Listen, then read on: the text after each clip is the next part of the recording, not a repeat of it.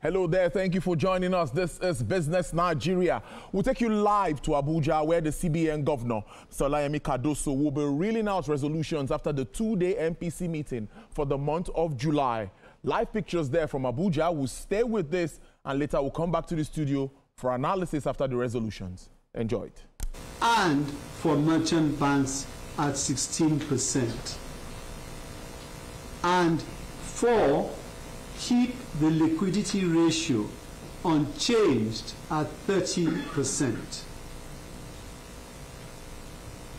The decision was premised on the need to sustain the momentum of disinflation and sufficiently contain price pressures. Maintaining the current policy stance will continue to address the existing and emerging inflationary pressure. The MPC will continue to undertake rigorous assessment of economic conditions, price development, and outlook to inform future policy decisions. Considerations. The committee acknowledged the decline in headline inflation in June 2025, the 3rd consecutive month of deceleration. This was largely driven by the moderation in energy prices and stability in the foreign exchange market. Despite these positive developments, members observed the uptick in month-on-month headline inflation, suggesting the persistence of underlying price pressures. The continued global uncertainties associated with the tariff wars and geopolitical tensions could further exacerbate supply chain disruption and exert pressure on the prices of imported items. Members also noted the continued stability in the banking system, evidenced by the stable financial soundness indicators, FSIs, which would further be supported by the ongoing banking recapitalization exercise. The MPC noted that 8 banks have fully met the recapitalization requirements, while others are making progress towards meeting the deadline. The committee thus urged the management of the bank to sustain its oversight of the banking system to ensure continued resilience, safety, and soundness of the financial system. Price and other developments. Headline inflation year-on-year declined to 22.22% in June 2025 from 22.97% in May, primarily driven by the moderation in energy prices, especially cooking gas, wood, charcoal, and diesel. Food inflation year-on-year, however, rose to 21.97% in June 2025 from 21.14% in May, attributed mainly to the increase in the cost of processed food. Core inflation, that is, all items less farm produce and energy, also increased to 22.76% in June 2025 from 22.28%.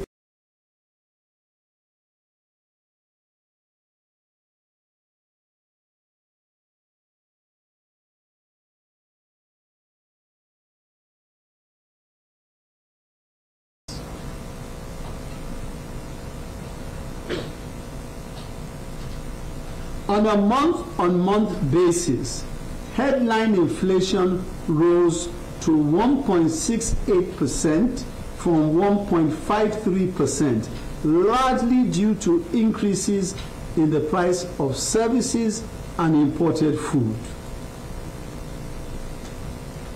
The committee acknowledged the efforts of the federal government in improving security and its impact on food production. Members thus urged the government to continue its support towards timely provision of high-yielding seedlings, fertilizers, and other critical inputs for the current farming season.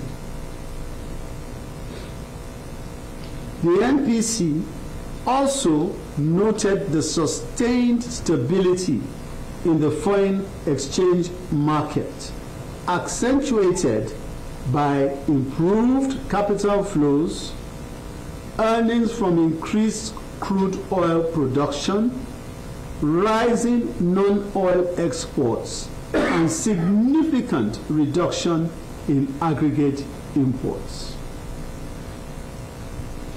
Real GDP in the first quarter of 2025 grew by 3.13% compared with 2.27 and 3.38% in the corresponding and preceding quarters of 2024 respectively.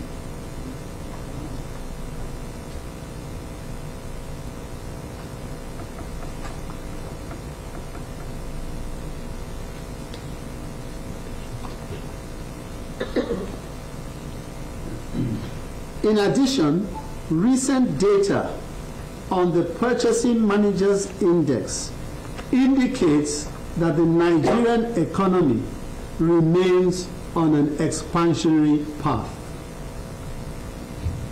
The external sector also remains stable and resilient, despite persisting uncertainties in the global macroeconomic environment. Gross external reserves rose to 40.11 billion on July 18, 2025, representing about 9.5 months of import cover for goods. Global developments. Available projections suggest that global output recovery continues at a gradual pace. However, recent developments, especially the persistent tariff war and the geopolitical tensions, may continue to disrupt supply chains and exert upward pressure on the price of imports. Disinflation in the advanced economies has slowed, prompting major central banks to be cautious of upside risks to inflation. In the emerging markets, central banks continue to calibrate monetary policy to their domestic conditions, noting the persistent risks to inflationary pressures. Outlook.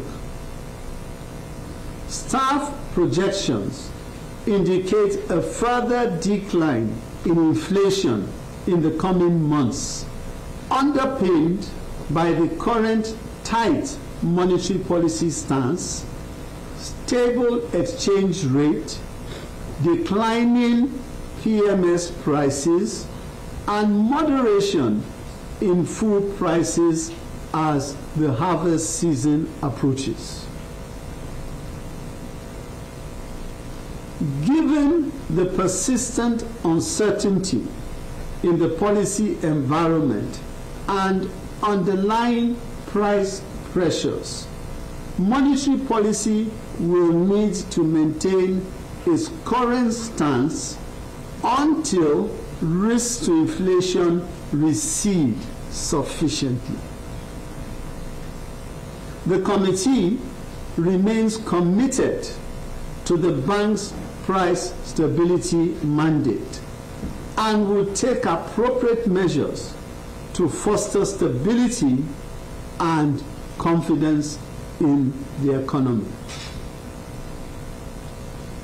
The next meeting of the committee is scheduled for Monday 22nd and Tuesday 23rd of September 2025. Thank you. Thank you. That was communique number 158, presented by the chairman of the MPC and the governor of the Central Bank of Nigeria, Mr. Olayemi Kadoso. We'll now take questions from members of the press. State your medium, your name, and ask your question. No multi-pronged questions, please. Thank you.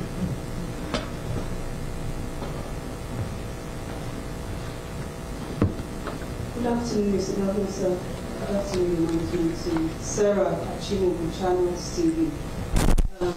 Recently, the IMF board concluded its Article 4 consultation in Nigeria, where it commended both the fiscal and monetary side of the economy and some of its reforms in the last 2 years.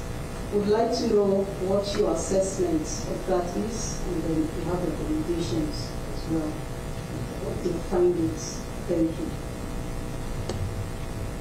Thank you very much, Sarah. And I know that Channels has been covering these matters for many years, way before I came into this seat.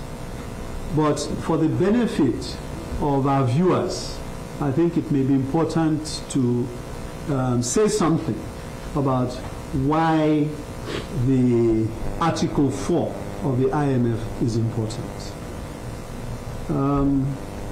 Article 4 is important because you find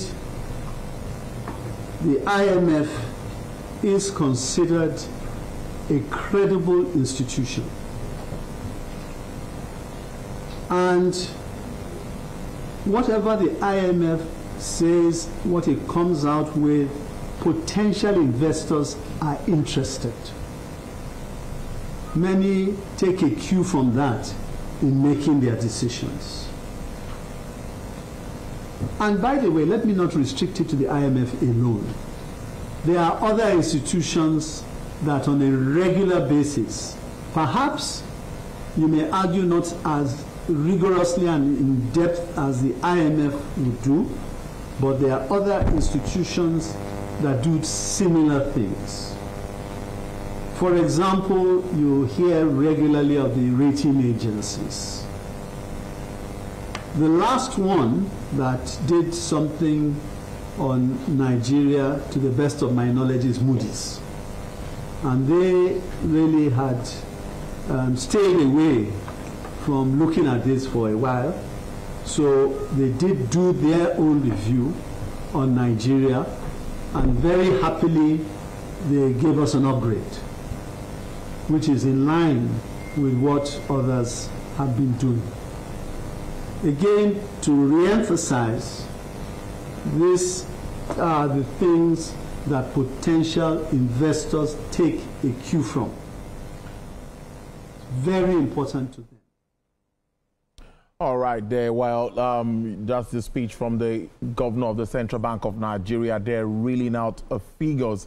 after the outcome of a two-day meeting, the MPC meeting, and all MPR is staying at 27.5%, while all parameters around this stays same. He talked about stability in the banking sector. He talked about disinflation and global environment and what is playing out across the board. He says the tight monetary policy will be sustained until there is disinflation across the board, and at least where the drivers of inflation can also be addressed. Stability in the foreign reserves market, standing at about over $40 billion at the moment, is just the only way to go. So we will now link up with Kaduna State, where we have live